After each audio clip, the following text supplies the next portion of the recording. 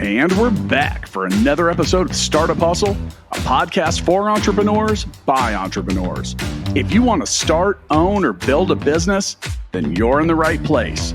We bring you the real truth about what it's like to take something from concept to launch. From growth, innovation, experience, failing, or winning big, we've got you covered. So let's get down to business with another episode of Startup Hustle, brought to you by Fullscale.io.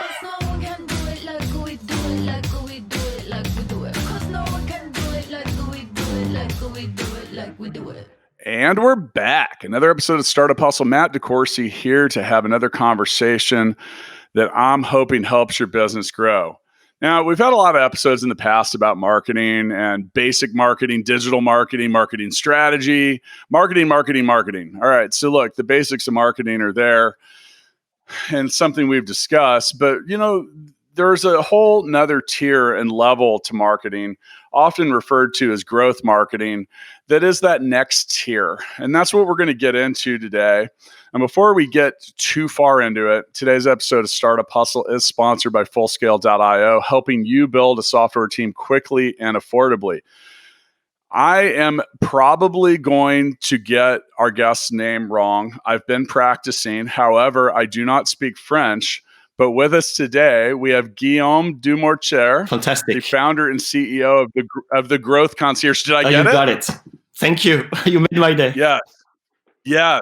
It's 2 weeks of the Duolingo French app in preparation for this episode. But I'm just kidding about that. I did have to get some rehearsal there. Now, Guillaume is the CEO. I mentioned the founder and CEO of the Growth Concierge. He's joining us today from Palo Alto, California. He does a lot of stuff to help well-established companies gain additional traction, accelerate their growth, transform their marketing organization into efficient growth teams. And as I mentioned, there's a next tier that you're going to have to get to if you really want to scale into a bigger, broader marketing organization or just to grow your company. Guillaume, welcome to Startup. Thank you, Matt. Thanks for having me. I appreciate it. Now, before we get too far in, let's get a little bit about your backstory. If you want to share with us about what you've done and what you're doing, I think that'd be great. Well, sure. Well, so the French side is done. So I'm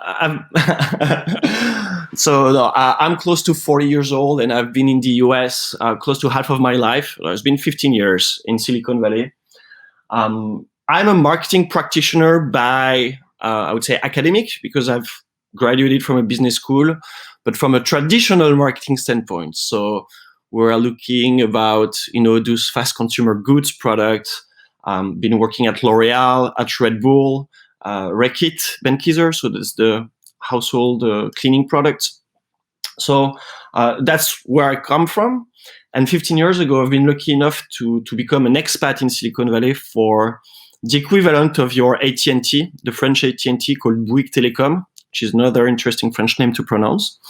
And I've been and arrived in 2007, right? Defining year when the iPhone number 1 has been introduced, and when the the entire focus on technology and services and new models and new paradigms were shifting from Asia, and namely Japan, to Silicon Valley. And I've been lucky enough to be there. And so that's kind of before Silicon Valley and during my time in Silicon Valley. So I've been, the scout of new technologies for this French telco. And I always say it's been 15 years. I'm here for 3 years, meaning that I was supposed to go back after 3 years.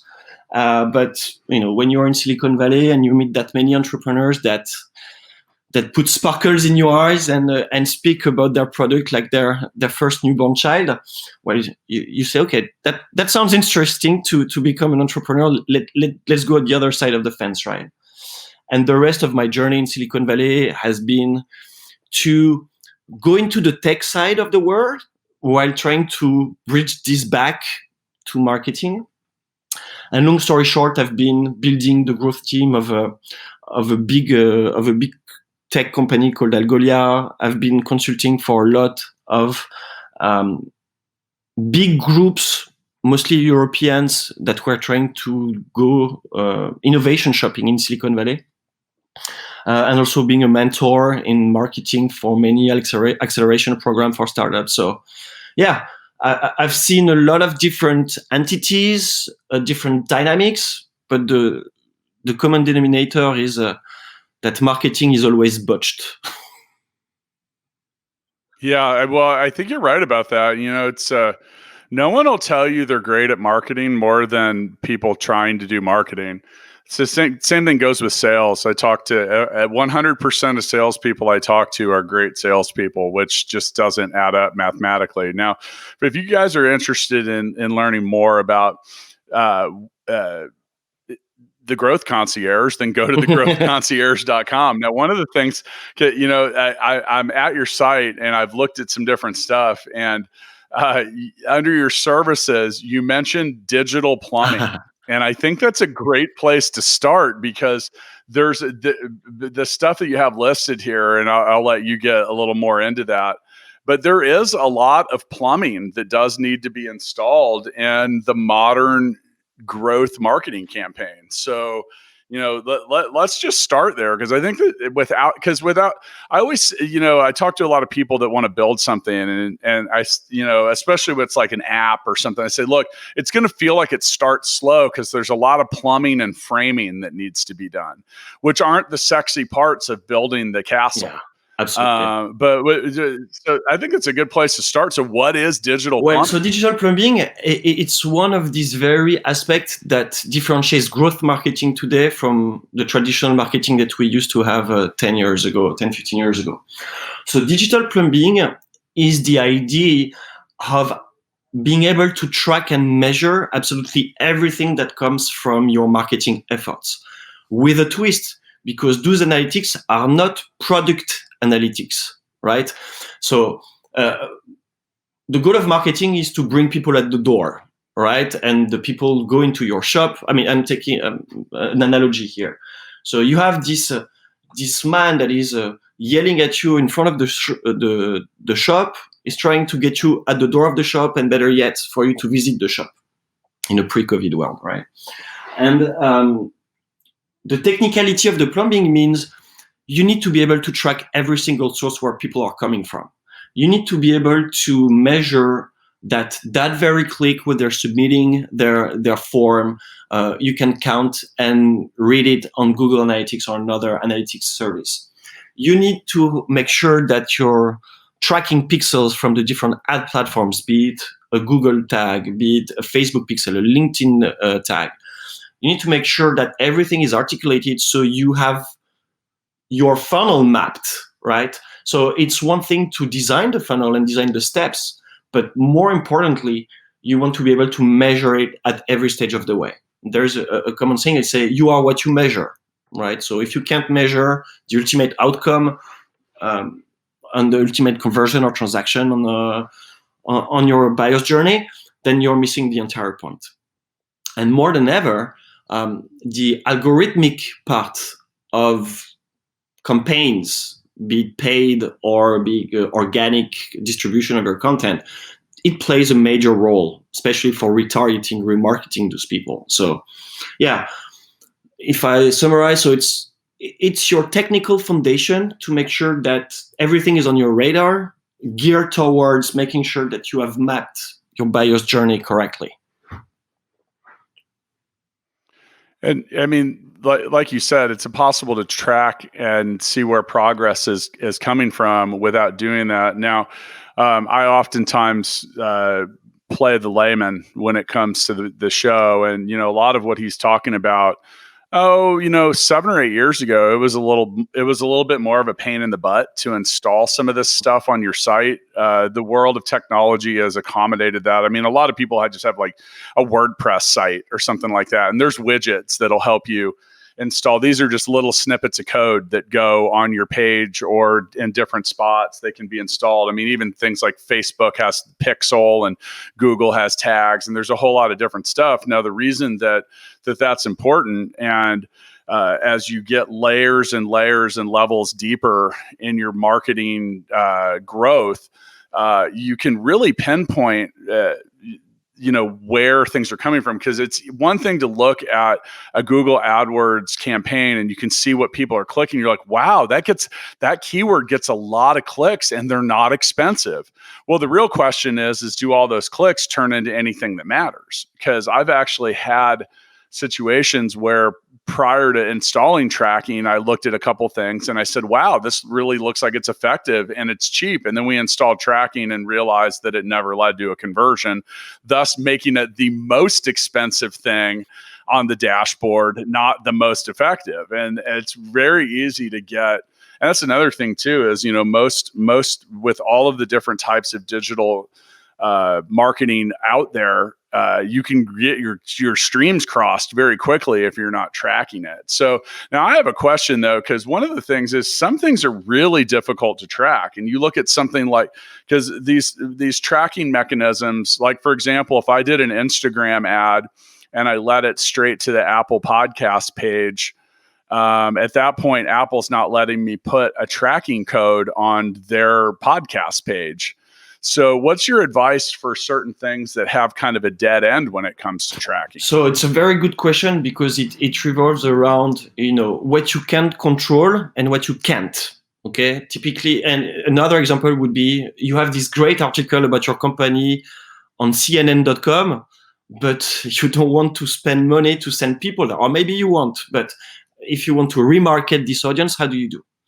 So I have two answers for that. The first one is the good old UTM tracking parameters.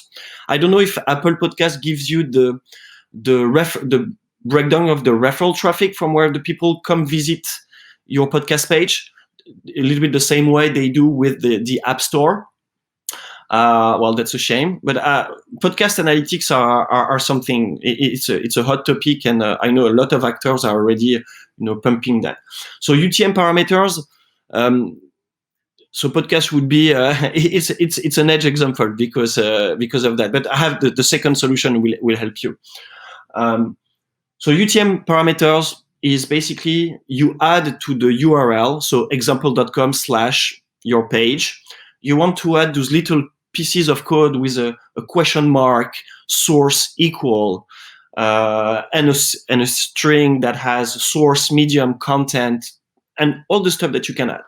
So this helps you mark whoever clicks on it, the source, the medium of that traffic. Then you can read it back on Google Analytics, and basically all the analytics tools. Because the UTM format is, as it says, it's universal, and it exists. It's been there for a long time, but more than ever, it serves to really gives clarity to attribution and where the traffic comes from. So that's one. But I'm sure your listener will love the second solution, which is a little bit more elaborate. So when you can't control the destination page of where you want to take your users, there are a couple of tools that are super interesting because they allow you to literally inject the pixels within the URL. So what does it mean? Let's go back to the example of the article about your company on CNN.com. Well, imagine it works like a URL shortener, like a bit.ly, but instead it adds scripts that bears any pixel that you attach to it. So for all of the sudden, if you shorten this URL, so the name of the tool is called pixelme.me.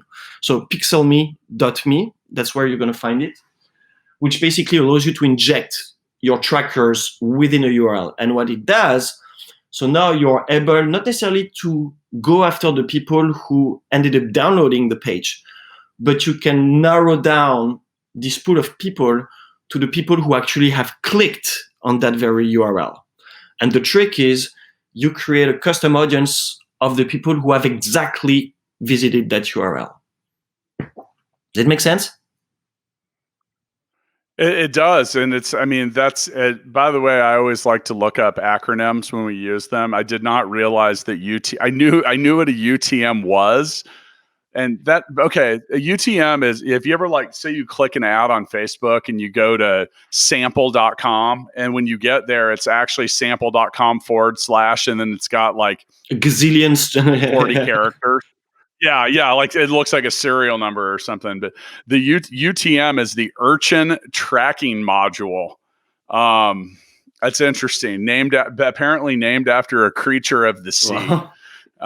But yeah, and these trackings, it's like I said, some of the stuff can get kind of complex. Some of it's really straightforward. And you know, some of this stuff's really, really easy, because I think a lot of people start with something simple like a good old blog, a blog article, and that stuff, putting tracking code, you can literally follow someone around your website and see what their path is into being successful. Now, it does get a little bit more complex if you have like a software as a service type product, and you have to track them all the way to seeing whether or not they become a paying user. Things like tracking whether or not they sign up for a trial is a little more straightforward. But some of that, and that's, once again, this is why a lot of companies hire people like the Growth Concierge to try to help them demystify some of this. The thing that on a lot of this stuff, it depends on the depth and how broad your marketing campaign is. But a lot of the stuff, you only need to get it set up and get it right once, and you've got a pretty good idea. Now, it does require tinkering, but like I said, if it's something that you have a pretty straightforward solution for, it's pretty easy to deal with. Okay, so yeah, I had to kind of get into the what was digital plumbing. Now, I mean, a lot of this, and on your site, you're listing digital strategy, social media advertising, SEO, content strategy, Google Ads, web development, and digital plumbing. So you guys do a lot of stuff. I'm curious, and this is a preference thing. So a lot of us you mentioned being 40, I'm 45. So at one point, Google Analytics was about the only thing out there. Do you prefer that over stuff like Pixel, or do you use both? So for me, there are two. You need to make the difference between a session-based analytics tool and a people-based analytics tool, right? That's fundamental, because Google Analytics is session-based, meaning you cannot drill down to the exact user and kind of rebuilding the journey of that user. And the notion of session is very, it's a statistical aggregate, Google Analytics is not giving you 100% of the user. It gives you an extrapolated view of your metrics. And the difference between session and individual is very important, because imagine I'm browsing on said website, have a phone call, I stand up, it was a 5-minute phone call, I go back. Well, Google Analytics will count me as 2 sessions and 1 user. Okay, but people-based analytics like HIP or Mixpanel will count me as 1 user and will take me as the starting point of the entire journey, as opposed to a Google Analytics giving the entire overview. I think there is a reason why Google Analytics has more than 80% of product market fit answer. That infamous question like, how much would you be disappointed if Google Analytics would disappear, when 80% plus is the answer? So you can argue that they have product market fit. I think it's very important to keep Google Analytics as a main in order to be able to talk to anybody in the company. Because at the end of the day, anybody in the company will go back to Google Analytics, and maybe the product people will have their own analytics environment with different tools. The marketers will have their own setup. I think Google Analytics does a good job of, bridging the entire company and the different business units. With that said, it only works with the prerequisite of having the foundations right. And to your point, the most important asset that you can build from a marketing standpoint for your company is an infrastructure that is robust, and that's not necessarily heavy, but that is what you need for the now, as opposed to having everything and just figuring out what you're going to use today or this week or this month. So you work with everything from early stage startups to large corporate companies. How is your approach different for an early stage company as opposed to when you work, you mentioned like having worked with L'Oreal or and different companies in the past. Like how is your approach different for early stage as opposed to someone that's well established or perhaps already has an existing, like you use the word robust, a company that has a robust marketing team already? So there's the question of format and how you deliver the knowledge. That's very important for enterprise as opposed to smaller companies. I think the main difference lies into the fact that early stage companies are very hungry and eager to do stuff. So the cycle is very, very fast. They want to test, they want to iterate, they have this inherent mindset of testing and learning and adjusting. Bigger companies, they need to realign the knowledge. It's more necessarily, okay, what's new in the marketing world? How do we upgrade, the framework with which we're looking at marketing? What are the new tools and trends, of course? But more importantly is how do we organize our teams better? And my mission as the Growth Concierge is today's marketing in the big companies. Marketers are better brief managers and project managers than they're real true marketers because the knowledge is being held at the agency level. And outsourcing a lot or an amount of your marketing efforts into agencies is basically, moving the knowledge, the marketing knowledge away from the company. And my goal is to re-internalize that knowledge within the companies. So for early stage companies is to build from the ground up the concept and the foundations of what marketing is. And for bigger companies is to realign the concept, but more importantly, how do we become a learning machine, a marketing learning machine again?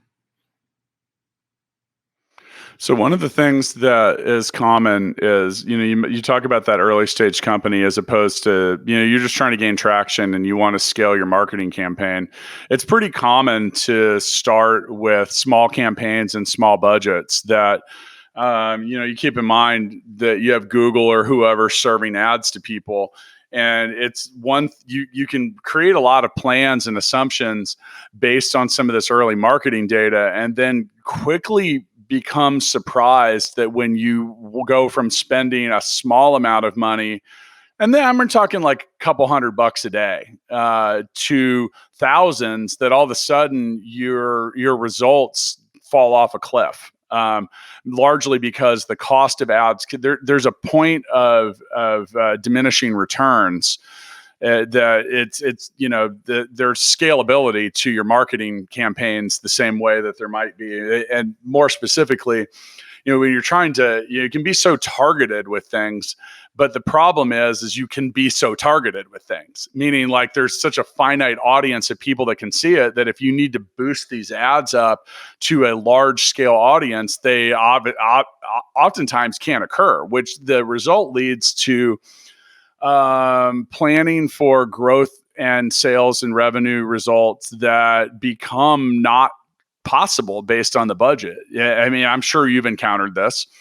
How do you work around that? So scalability is obviously one of the hottest topics, especially for companies who are close to Series A. So they got some traction, they got some revenue in, they received some external funding. So now they're here to hire and expand. Okay.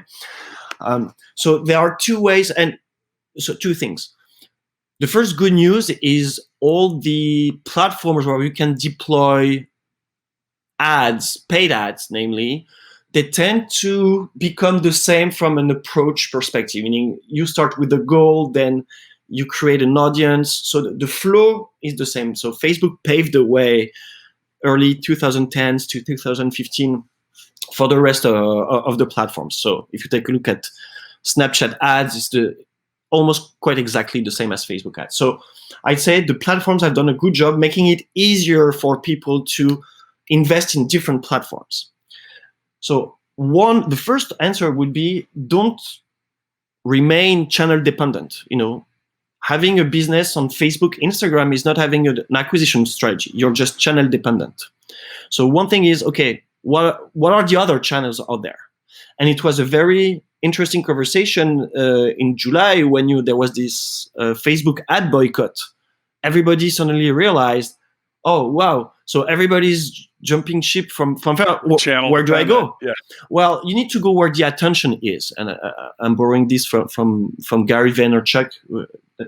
I like from a lot of reasons, but you need to go where the attention is. And if the business attention is on LinkedIn, there's no question about the price of the ad since your core audience is there. So you need to make an educated selection about, okay, where is my audience? Where is the attention of my target audience? The second thing is those ad platforms, they almost require a PhD in software navigation in just for building and crafting those campaigns, right? And the second, the second point would be Facebook mainly, but all the platforms, they put you on autopilot mode. So they say, hey, you should use controlled budget optimization because we do the work for you, or you should go automated placement because this is we do the job better. And it's true. When you start, you need to let the algorithm do their job. But there are two ways to improve those ad accounts, and especially when you increase the amount of money you spend. Is you want to make sure that you increase good traffic, so converting traffic, but it means reducing traffic that is too costly for you, meaning that you place a higher bid onto, but that doesn't bring any conversion.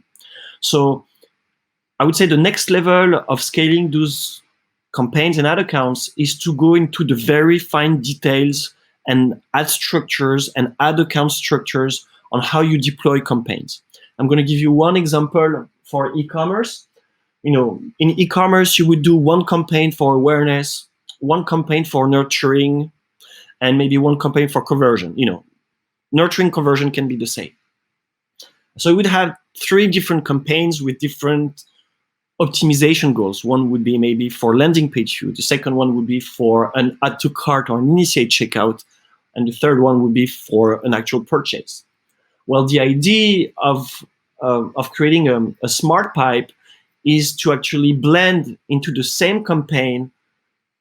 In the first ad group, you have a generic interest group that goes very broad.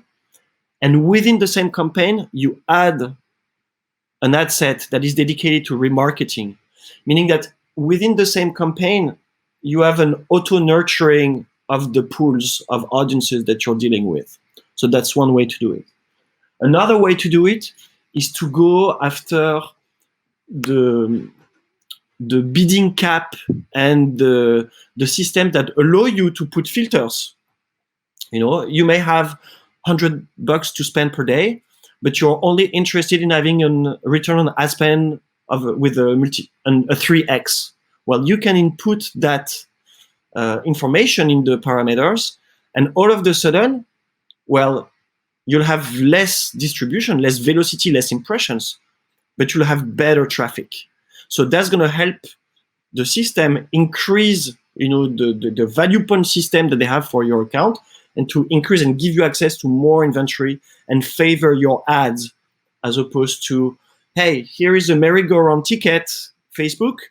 The more I'm going to increase, the more I'm going to ride the roller coaster, right? Which is not what you want. This is a counterintuitive. The more you want to scale, the more refined you need to be, and the more duplicate you need to be, if that makes sense. Yeah, and what you're talking, with the auto placement of ads, in the past, I've warned people to be careful with that too, because there are some platforms that, in my opinion, they like to let you spend some money up front and then they magically get better. And yes, that's an algorithm working, but you do have to be a little careful with that. A lot of these platforms are set up to want you to add as many keywords as humanly possible, and that's not always the best option. What your approach, one of the things that I've liked and I've found success with the past is you talk about running. All right, so you take like Instagram or Facebook, which they have. Oh man, you don't realize how many different places both those platforms serve ads until you go to place an ad, because you have search, explore, stories, the right column, in group feeds, in article feeds, and in partner networks, and all these different stuff. And you go, wow. But one of the things is if you're and I've, test. Those are the first 3 words you need to know in marketing. But a good way to test it is to run a small budget, let them do their auto placement, and you start to see some results about where things are coming. Like, for example, on Instagram, it'll serve your ad a number of different places, and you can start to see what the cost per click is for showing on Instagram Explore as opposed to the feed, as opposed to stories and stuff like that, and give you a little bit of an idea, and then maybe target it a little bit more afterward and create it the way that you want it. But people never comment on that? People never do that. You know why? Because there are so many placements with format requirements. If you want to cover all the bases on Facebook, Instagram, you need to have at least 3 or 4 variations of the same content. You need to have the vertical one, you need to have the square one, you want to have the panoramic one. So I think it's more about, okay, I do with what I have, and and those kind of details also elevate a campaign whether another one, meaning that setting up a campaign is easy, regardless of all the detail, the fine tuning of things. Because if you have a content, then the system will adapt. If you give a square picture, then the square picture is going to be expanded, torted for the vertical format. But if you take the time to make it stellar and crisp for every placement, then you're just giving yourself an extra shot at being more relevant and driving more conversions. I think what people need to understand and is, like you mentioned, partner network, all the audience networks, pieces of all the ad platforms is what is giving false positives all the time.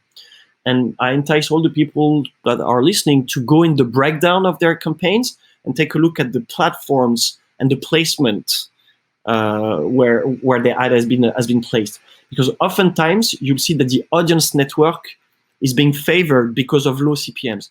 And remember, guys, all ad platforms, it's not about the cost per click. The cost per click is just a resulting data, right? What you're paying on an ad platform is CPM, is the price for 1,000 impressions. Across the board, any platform, right? The CPC, the cost per click, is just the result of the CPM, the costs you need to pay to reach 1,000 of your target audience, factored by the absolute performance of your ad, so the click-through rate. And what you want to look at is not the click-through rate, is the link click-through rate, which is another nuance on how to properly read your performance. A click-through rate, when you look at the ads on Facebook, it's anything from I clicked on your profile picture, on your page name, on this read more.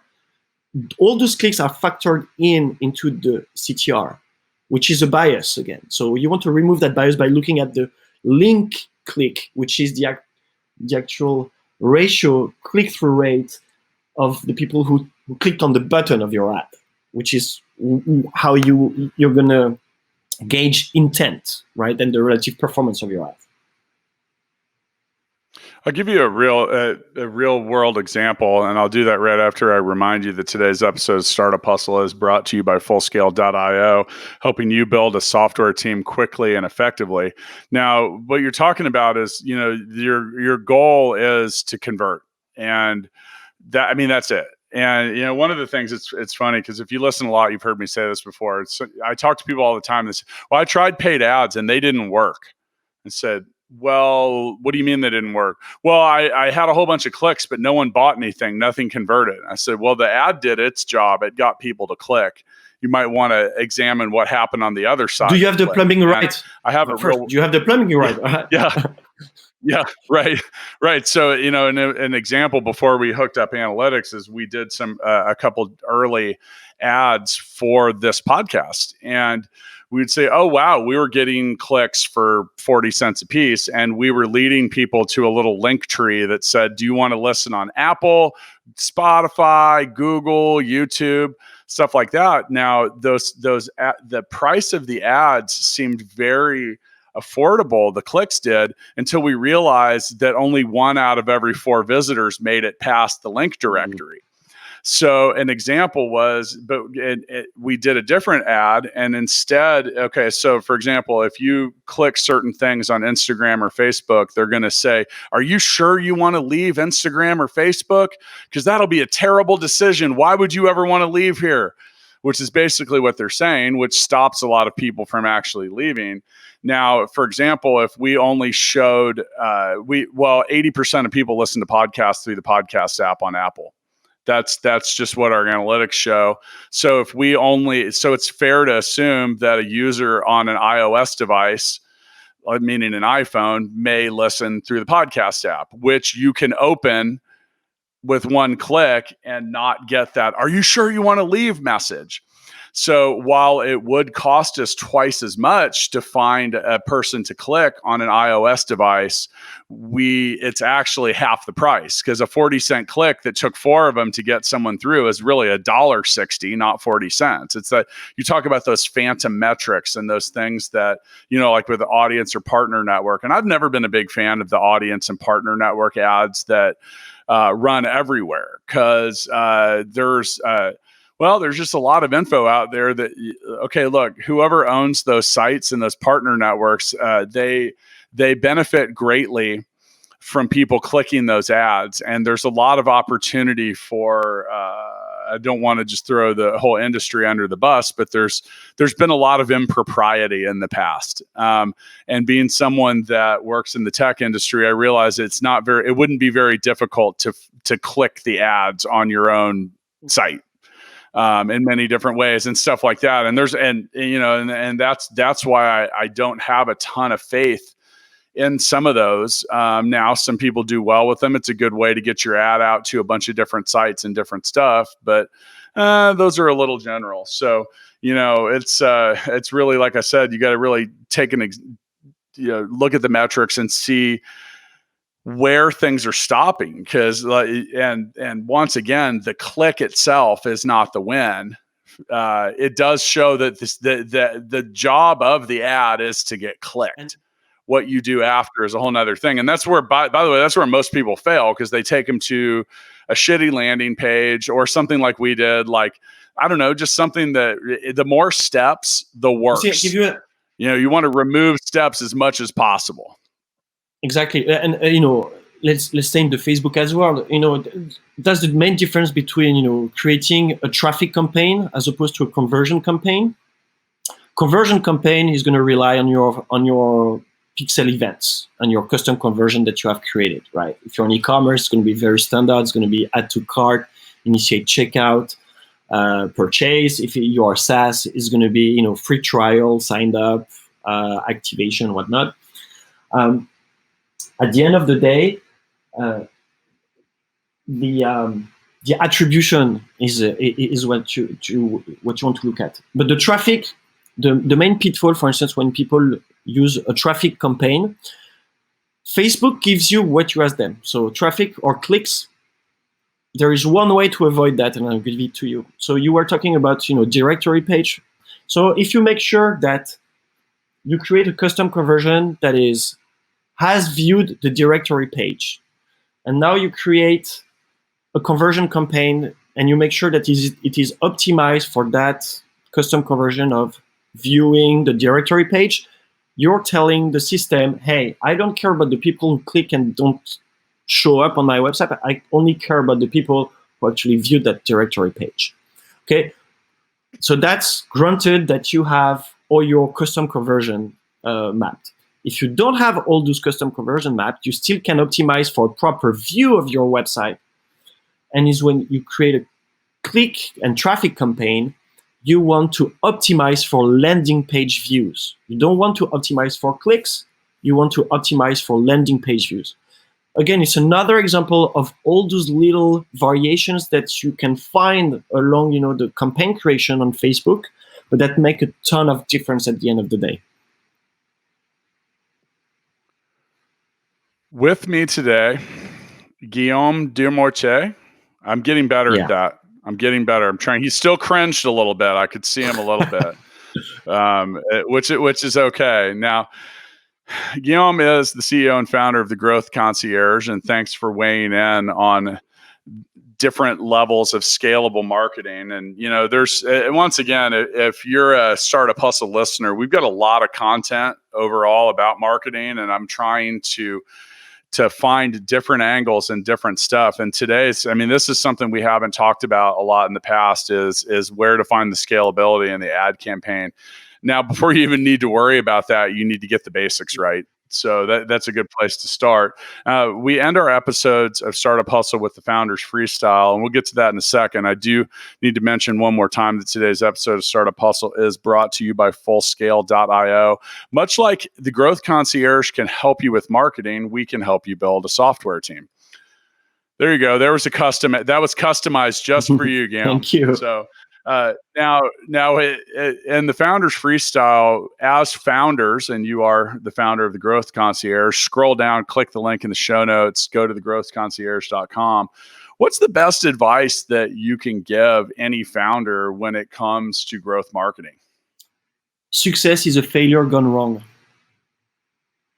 What does it? So I'm saying it again. Expand on that. So success is a failure gone wrong. It means that marketing is not a super wizard that's going to make or break the company. It's an ally, it's a soldier.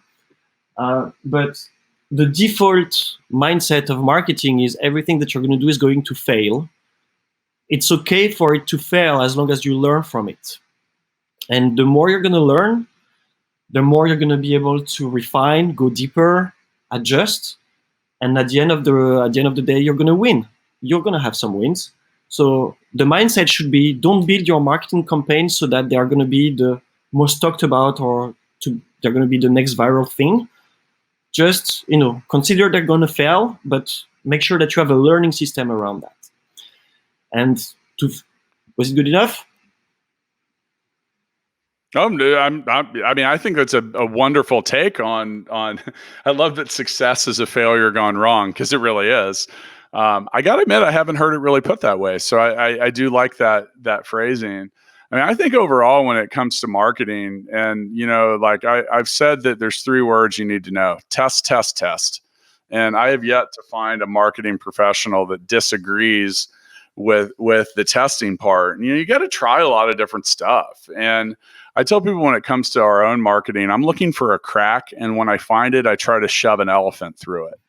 And, that's really what you have. There's so many different things. You got to just kind of, do a lot of different stuff. And there's, if you don't feel like you're a marketer, then you got to find someone that is in the business. And, there is a degree of complexity and simplicity to modern marketing. It's very easy to, quote, boost a post and spend the easy $10 that they put right in front of you. Honestly, that's probably the worst way to target your audience, because you're just kind of like saying, sure, I'll take anything.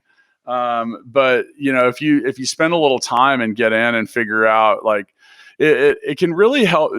The ability to target different people and different audiences, it can really help you learn a lot about your own product. And, I learned a lot about as the founder of Gigabook, I learned a lot about the businesses that really were out there looking for what we were selling, because we created specific ads that were targeted to specific industries. And we said, oh, wow, there's a whole lot of plumbers looking for appointment software or different stuff. And it can begin to shape your design or approach to servicing different industries. So marketing can be a lot more than just finding a click, finding an ad, finding a visitor. It can really let you know a lot about demand, and also sometimes the value. Like, am I about to jump into a pool full of sharks? Because some industries are so ridiculously competitive.